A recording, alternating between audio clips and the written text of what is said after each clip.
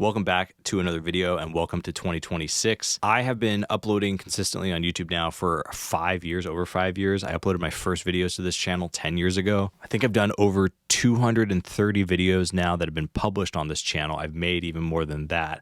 Somewhere around 3 million views and almost 20,000 subscribers. And just this past year, at the end of this last year, I had so many friends of friends, acquaintances, and even strangers ask me about the whole YouTube thing. And seeing that a lot of people wanted to start YouTube channels in 2026, I figured, hey, why not make this video? So here are my 6 tips, 6 little lessons that I've learned in the last 5, now going on 6 years. Number 1 is asking myself a good question. I think the quality of your life will be determined by the quality of your questions. And the question that I ask myself every time I make a video, ever since I started making videos at least 5 years ago now, is what am I giving to the world? What am I going to put into the world with this video? Who am I giving this video to? You see, for me, I found a unique sort of intersection between my experience in Silicon Valley, having worked as a systems and software engineer, with sort of these now creative curiosities that I had in photography and making videos and writing and doing all these sorts of things. And then the fact that I was in a different kind of environment than most people, at least that I follow on YouTube, who are in big cities. I'm out in a rural, sort of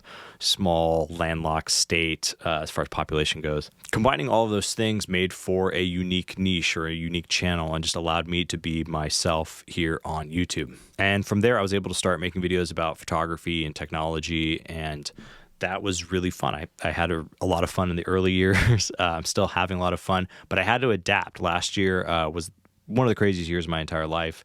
I had this brain injury that happened, and it made it really hard to look at screens. My doctor actually didn't want me looking at screens for like 6 months. So I changed things up. I put up the overhead rig. I started recording videos of me journaling. That was actually like the only thing keeping me sane. And by being willing to adapt and change what I was doing on my channel, but always asking that question, like, what can I give other people? Some of those videos now have like almost 100,000 views, and just that anyone watched any of those videos over the last year was really encouraging. And so no matter what's going on in your life, you have the ability to give something to someone on this platform. And it's okay to adapt and change if you're 50, 100 videos in and you decide, I need to be making something else. Keep going. That's okay. A couple channels that came to mind was Alex Costa. If you guys know who he is, I think he has over 4 million subscribers now. He started making Brazilian Portuguese content about gaming, I think. He's now transitioned to making English content about men's style.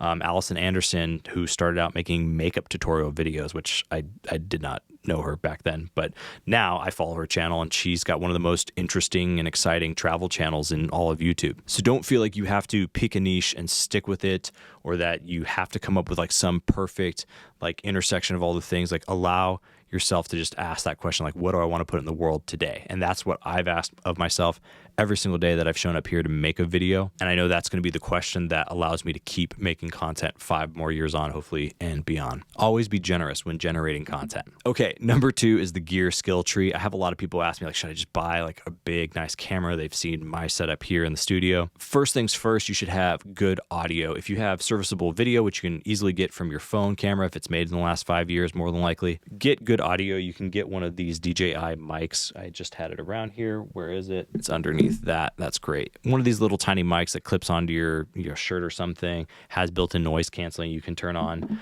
Good audio with serviceable video is better than serviceable audio with a good video, I guess. People want to have good audio. That's where your message is coming through. The video is accompanying that message, in most cases at least. And that's a small upgrade. You can get a good mic for about $100. You can upgrade to something like this condenser mic. This is a Shure M7V. I have my big audio setup, which is actually encountering some problems right now, which is a whole other thing, right? If you have a lot of expensive gear, you're trying to make it all work together, sometimes it does not work. And that's a whole other thing that you're going to have to deal with. So having actually the minimum viable tech gear that you need to make a good video is a good thing to have. And then you can upgrade to things like lighting, making sure you're getting the most out of the camera you already have. Because if you have a very expensive camera and you don't have a well-lit scene, you're wasting all that money on that camera. In the end, you don't have to spend a lot of money to just get up and running, and you don't need to spend a lot of money as you progress. You can use YouTube to fund your own growth, but it shouldn't take much from you to start making something now, especially if you have a smartphone. And so this leads into number 3, which is get in the reps. When I first started, I had a little home studio. I set up just my desk with the camera on the tripod. I had the mic going. I made sure everything was charged. There was cables all set up. All I had to do was have a script or an outline, sit down in front of the camera and talk. And I think I made about 50 videos, or I published 50 videos on my channel before I got partnered. And it took me about a year to do. It was maybe like 9-10 months to do. And I probably threw away another 50 videos on that sort of journey as I was learning. I would make something and realize, hey, this doesn't work, or I was experimenting with different things. Getting in the reps is so important, because it may not be until you make that 100th video that you really feel comfortable making the kinds of videos that you want to make, especially if you're already watching. YouTubers have been doing this for 5, 10, 15 years now. YouTube's been around for 20 years. There are some people who I think are still on this platform 20 years later, which is wild. Because if you're successful on YouTube, the reward you get is the opportunity to keep making more YouTube videos. So make sure you create an environment, create a system and a space where you can show up and make videos as easy as possible, because it's not just going to be the first 5,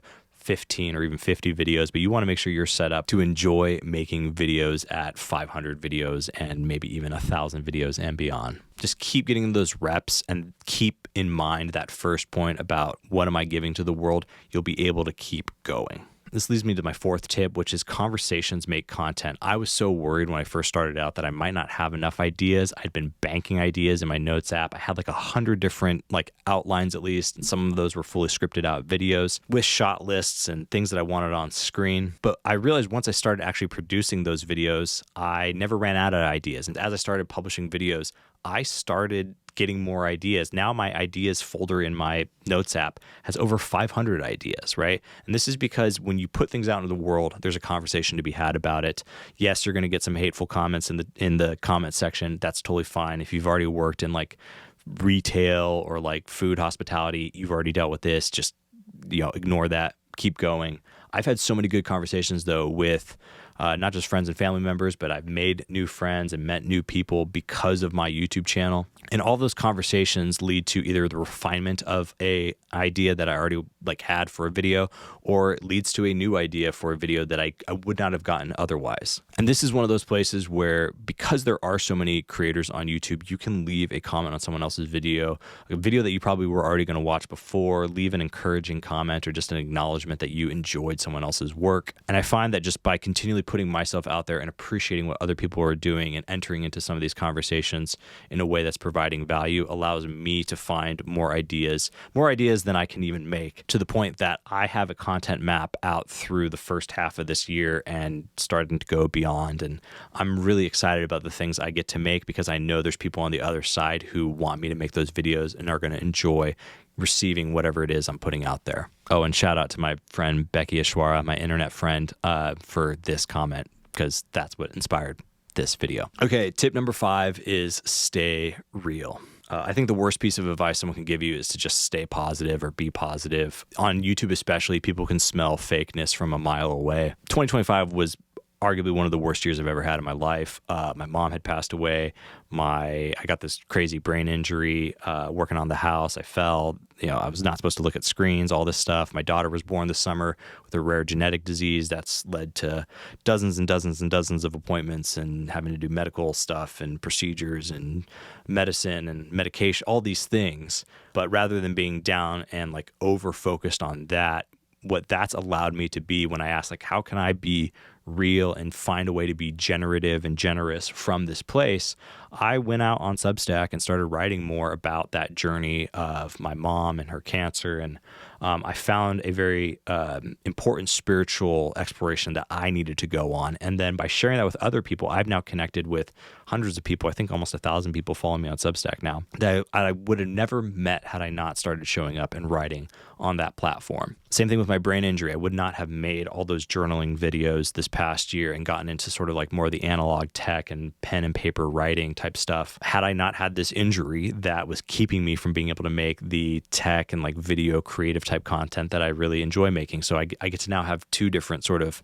worlds that I get to explore in now and enjoy, videos to make kind of thing, that's super exciting. And then even with my daughter's health, things are thankfully very, they're looking very good for her. That's, amazing. But now I've grown in compassion in ways that I never would have been able to before. And I've met so many other parents of kids who have similar situations where they have a kid that has some type of rare genetic disease, that needs special care, special medication, special medical attention. And that actually has had a positive effect on my life. And I'm finding more ways to just share that and have that and carry that throughout my day. So don't fake your way through any of your videos. If there's some stoke and some good stuff going on in your life, absolutely share that in a way that is generous and giving to other people. If you're going through something rough and heavy, like find a way. Ask yourself, like, what can I give from this that's valuable and generous to other people? Definitely don't fake it till you make it. Just be real. Stay real, especially now, like 5 years in doing this on YouTube. Staying real is, I think, like probably the most important thing that I could do, especially for all of you. Okay, last but not least, finally, make sure that YouTube isn't everything. I know people talk about like going all in and like going hard on YouTube, and like don't do that. Don't do that. I think the portfolio career, I didn't even know this was like a thing 5 years ago. I was just looking at, what I had done in tech, what I wanted to do going forward. And I always saw YouTube as just sort of a part of what would be my life's work, my life's portfolio of work. I wasn't trying to make it the end all be all everything that needed to grow to 1 million subscribers and make me millions and millions of dollars. If that happens, that's nice. I would appreciate that for my kids' sake, but make sure your whole life and persona is not around YouTube, right? Like, yeah, I make money from AdSense and affiliates, brand deals, and the Substack stuff, and like my ebook, I kind of lump in together all around sort of the creator type stuff. And to make any amount of money, even if it's just a few $1,000s a month off of that, which is generally where I'm in, I know for some people that might be chump change. For other people that might be life changing, right? The way I kind of look at it is, hey, if I'm making $5,000 US a month, that is like having a $1 million dividend portfolio that pays out 6% annually, which is not bad, right? Like, again, for some of you, that's going to be chump change. For other of you, you're like, wow, that's life changing, right? The way I just look at it is like, hey, I am closing in on my $1 million, my other $1 million dividend portfolio, which is all these fun things that I get to do on the internet. But it's not all about that. I still have my family that I want to spend time with. I love just being able to go outside and play with my kids. The fact that I've been able to take more time and explore my faith and get a lot of clarity around what I believe and how I see the world. And also just enjoying the little forest, the little bit of the world that I get to reside in and be grateful for that. All of that to me is more important than YouTube, and being able to embrace those things because of the flexibility of YouTube, I feel like makes me a better YouTuber and makes me a better person. It makes me more of the person that I want to be in my life. I hope you found something in this video helpful, and if you did, please subscribe to this channel. If you already have, thank you so much. Check out the links down in the description below if you want to help support this channel, and be kind, both in life and in the comments below. Like this video to send good vibes across the internet, and we will do it again soon. 2026. Thank you all for being here. Yeah, see you soon. Later.